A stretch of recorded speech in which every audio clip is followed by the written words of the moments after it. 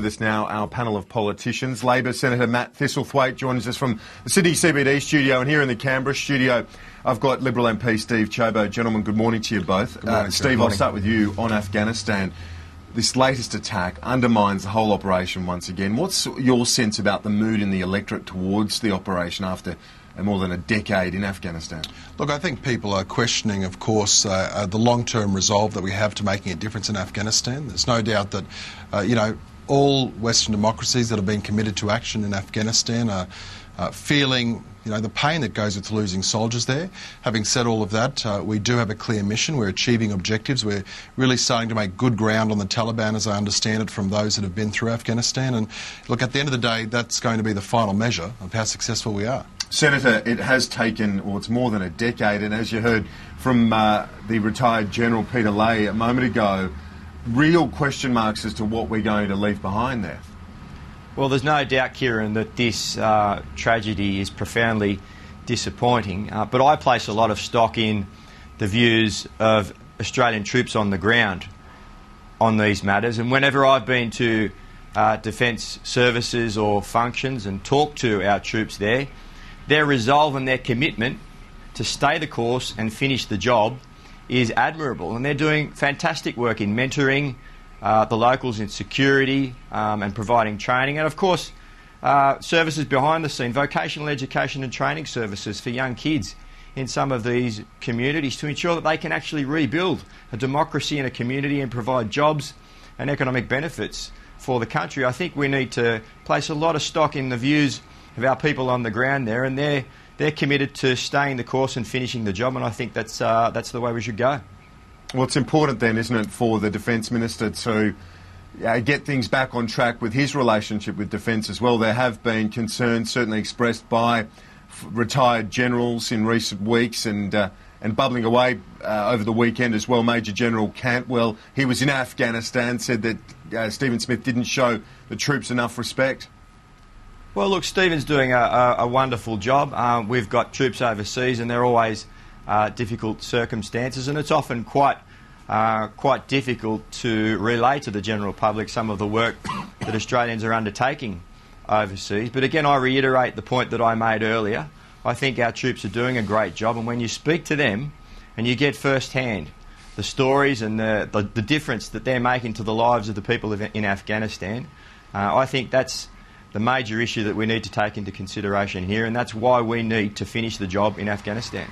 There have been criticisms, Steve Ciobo, of the Defence Minister, but the bottom line is that both sides of politics agree on this. This is a bipartisan stance, isn't it? And it will remain so, do you think? Well, it's a bipartisan stance that we need to obviously stay in Afghanistan until the job's completed, and we are achieving success in that respect.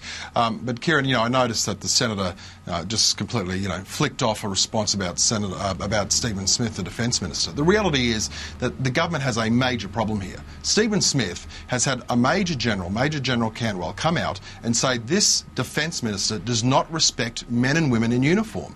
I mean, you could not get a more serious charge levelled against the Defence Minister than to say that this man or woman doesn't respect Australians that make the decision to serve their country in uniform. People put their lives on the line for the values of this country, and we have a Defence Minister who has done two things. Obviously openly made comments that lower the standard and the regard that people think he should have for men and women in uniform. And the second thing is, at basically every available opportunity, Stephen Smith says, I don't want to be Minister for Defence, I want to be Foreign Affairs Minister. I don't think it's good enough, frankly, for the Senator to simply ignore this and pretend it's not a problem. The government has a problem that goes to its very heart with Stephen Smith, and it needs to be resolved quickly. OK. Senator, your response? Well, that's complete rubbish, Kieran.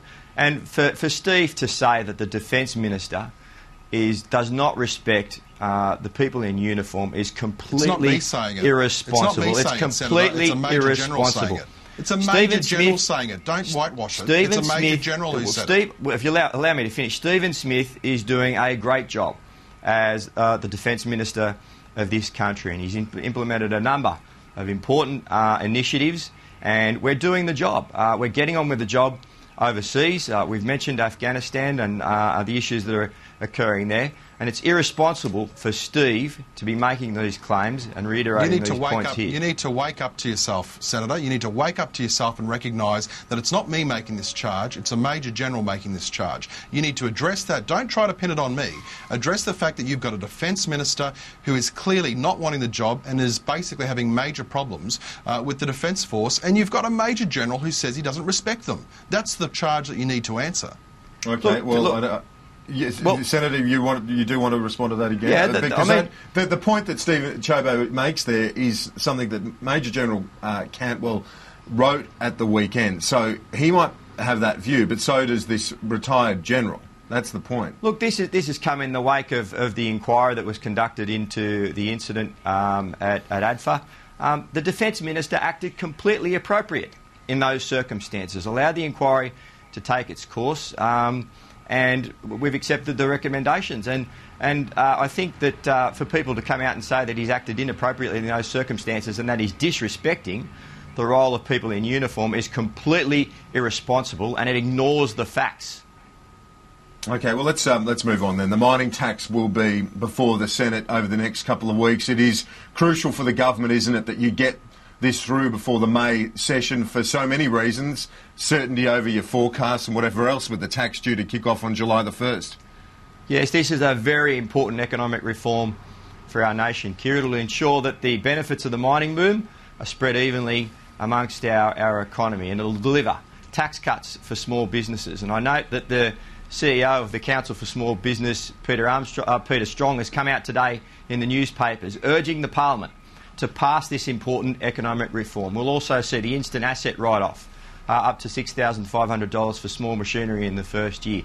Boost to superannuation in our economy. Important regional infrastructure for communities. This is a vital economic reform, and it's important that the Senate delivers this over the course of the coming weeks. Steve Ciobo, that Senator Thistlethwaite did refer there to Peter Strong's comments from the Small Business Council. That's one of your core constituencies, isn't it, within the Liberal Party?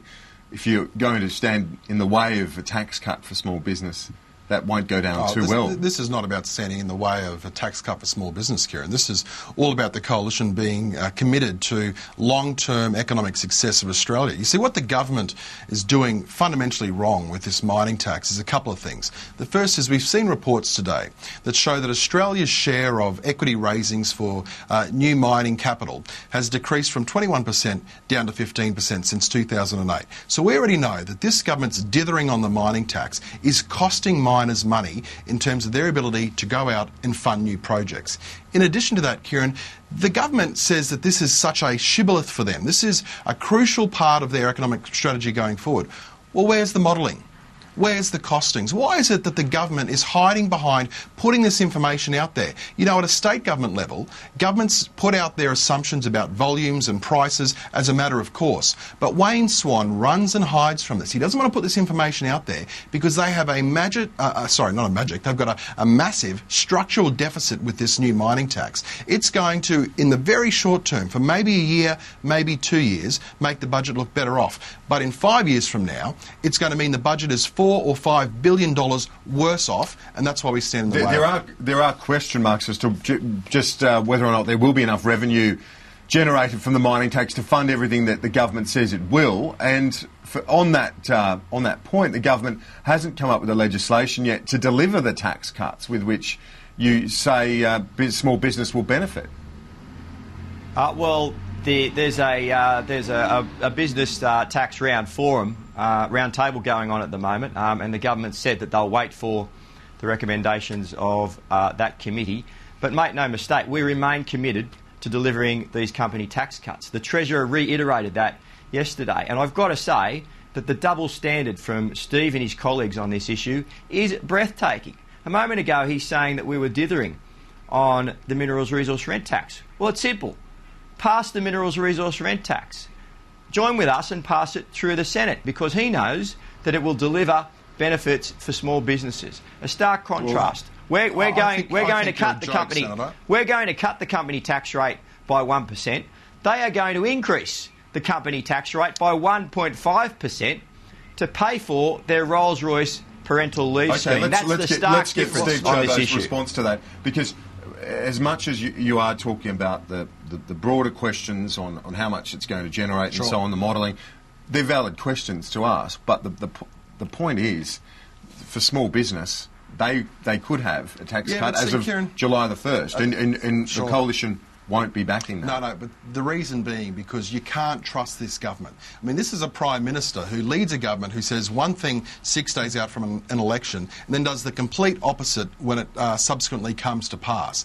The reality is that if the government's serious about this, then let's see that legislation. You know, I even heard this morning Senator Thistlethwaite saying, "Oh, well, there's a small business roundtable that's going on at the moment. We want to see what comes from that." So we're already starting to see creeping in weasel words to walk away from the commitment that they've made. We don't trust this government. We never ever think that this government will follow through with the goods, and the fact is this is a bad reform. You know, Senator Thistlethwaite says, "Oh, what does this mean we've been dithering?" Well, they have been. We've seen this mining tax in 3 different forms since it was originally announced. So we think that this government needs to get real. If it wants information, if it wants the legislation passed, put the information out there. Yeah, okay, that's a fair question, isn't it? Just finally, Senator, to get the detail out there, the Greens are saying the same thing. If the coalition didn't oppose the reform, it'd be in, and small tax would have some small business would have some certainty about a cut to the company tax rate.